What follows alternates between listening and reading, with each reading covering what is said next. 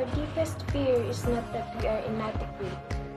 Our deepest fear is that we are powerful beyond measure. It is our light, not our darkness, that must frighten us. We ask ourselves, who am I to be brilliant, gorgeous, talented, and fabulous? Actually, who are you not to be? You are a child of God. Your playing small does not serve the world.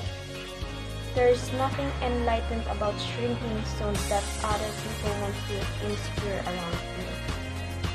We are all meant to shine, as children do. We were born to make manifest the glory of God that is within us. It's not just in some of us, it's in everyone. And as we let our own light shine, we unconsciously give other people permission to do the same. As we are liberated from our own fear, our presence automatically liberates others. Marianne Williamson, Learn to Love.